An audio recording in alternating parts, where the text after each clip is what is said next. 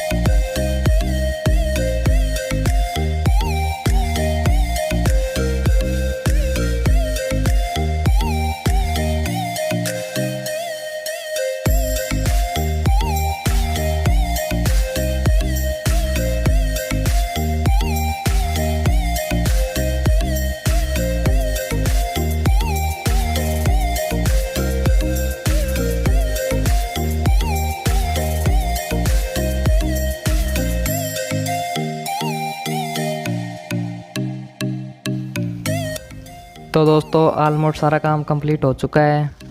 तो अब बारी है टेस्टिंग की। तो चलो एक बार टेस्ट कर लेते हैं। और दोस्तों ये मोटर है, जो पानी वाली मोटर है, जो ये पूरा 100% है नहीं सही हो जाएगी। मतलब जिनकी मोटर को जली हुई रहेगी या फिर कोई और दिक्कत रहेगी तो उनकी मोटर सही नहीं होने वाली है। तो कुछ लोग कमेंट करके बोलेंगे कि हमारी मोटर सही नहीं हुई ये वो। तो मैं आपको पहले बता दूं, जिनकी मोटर जली हुई है उनकी सही नहीं हो सकती। ये इस मोटर में ये दिक्कत हो गई थी कि ये क्या पड़ी अपने आप ये जाम हो गई थी काफ़ी टाइम से पड़ी रहने से। इसलिए मैंने इसका जो अंदर है वो जो कचरा था वो उसको निकाल दिया। तो ये बिल्कुल सही हो चुकी है अब। तो दोस्तों जिन लोगों ने वीडियो पूरा देखा है उनको बहुत बहुत दिल से धन्यवाद, मतलब सल्यूट है उनको दिल से।